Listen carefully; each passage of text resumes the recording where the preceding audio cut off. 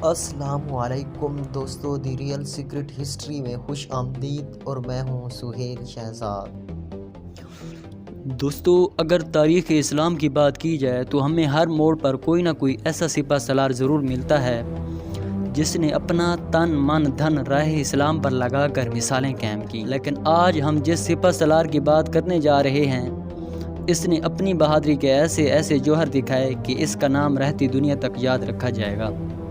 دوستو، ہم بات کر رہے ہیں طارق بن زیاد کی، جو تاریخ کا ایسا گمنام ہیرو ہے جس نے اپنے سے کئی گنا بڑا دشمن کے لشکر کو زیر کر کے اسلام کا علم بلند کیا، اور تاریخ میں ایسا گم ہوا کہ جس کے بارے پتہ چلانا تاریخ دانوں کے لیے ایک بہت بڑا چیلنج بنا ہوا ہے۔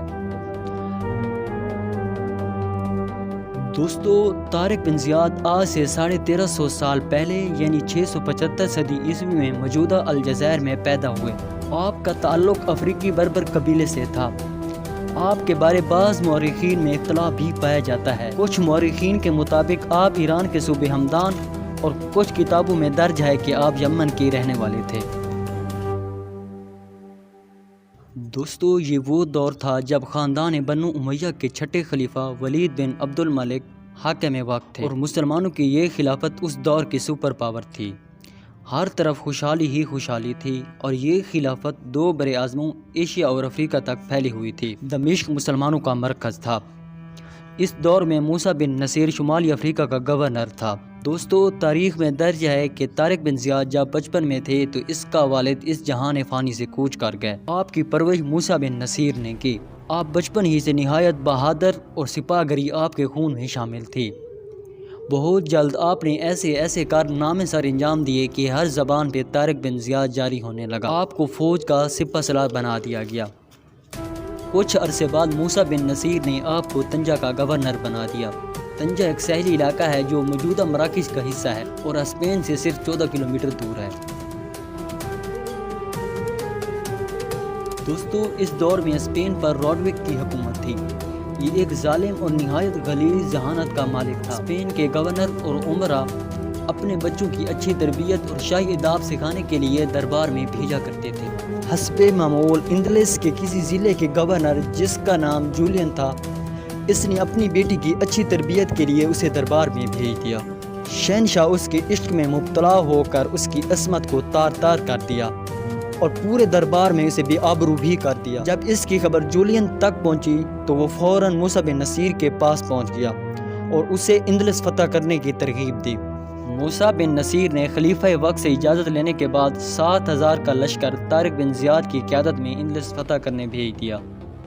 کچھ مورخین کے مطابق 5000 طارق بن زیاد کے اپنے سپاہی بھی تھے جو بربری قبیلے سے تعلق رکھتے۔ مورخین کے مطابق آپ 5 اپریل 710 صدی عیسوی میں جبل طارق، جسے جبلاٹر بھی کہتے ہیں، میں اترے تھے۔ آپ نے اترتے ہی ساری کشتیاں جلانے کا حکم دے دیا۔ ان میں سے کچھ افسروں نے اسے غیر دانشمندانہ فیصلہ قرار دیا۔ دوستو، اس موقع پر طارق بن زیاد نے تاریخی تقریر کی کہ اب تم لوگوں کے پاس فرار ہونے کا کوئی موقع نہیں ہے۔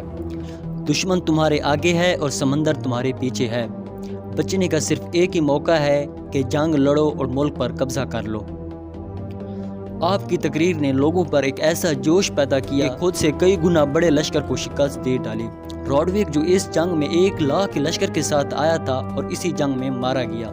کچھ دنوں تک طارق بن زیاد نے دارالحکومت تیتلا، جو آج کل ٹولیڈو کہلاتا ہے، بغیر کسی مزاحمت کے قبضہ کر لیا، اور آپ نے عیسائی حکومت ختم کر کے اسلامی حکومت قائم کر دی۔ دوستو، یہ خبر جب موسیٰ بن نصیر تک پہنچی تو اس نے اپنی جگہ اپنے بیٹی عبداللہ کو گورنر بنا کر اندلس پہنچائے، اور طارق بن زیاد کے ساتھ مل کر کئی اور یورپی علاقے فتح کیے۔ دوستو، خلیفہ ولید بن عبد الملک کی وفات کے بعد اس کے بھائی سلیمان بن عبد الملک خلیفہ بنے۔ آپ نے موسیٰ بن نصیر اور طارق بن زیاد کو دمشق بلا لیا، اور یہاں سے آپ کی فتوحات کا سلسلہ بند ہو گیا۔ دوستو، طارق بن زیاد کی وفات کے بارے میں بہت زیادہ اختلاف پایا جاتا ہے، لیکن جو بھی ہو، آپ کی وفات کے اصل حقائق آج تک ثابت نہیں ہوئے۔ دوستو، بعض مورخین کے مطابق خلیفہ وقت سلیمان بن عبد الملک نے اپنے بھائی ولید بن عبد الملک کے دور کے تمام گورنروں اور سپہ سالاروں کو چن چن کر عبرتناک سزائیں دیں، اور ان میں محمد بن قاسم جیسے سپہ سالار بھی شامل تھے، اور یہ خیال ظاہر کیا جاتا ہے کہ طارق بن زیاد بھی اسی کی زد میں آ گئے ہوں۔ دوستو، تاریخ اس بات کی شاہد ہے کہ مسلمانوں کو جتنا نقصان مسلمانوں نے پہنچایا، اتنا نقصان کوئی دوسرا نہیں پہنچا سکا۔ طارق بن زیاد اس کی واضح مثال ہے۔ تو دوستو، تاریخ کے اس گمنام ہیرو کے بارے میں ہماری ویڈیو کیسے لگی، کمنٹ میں ضرور آگاہ کیجیے گا۔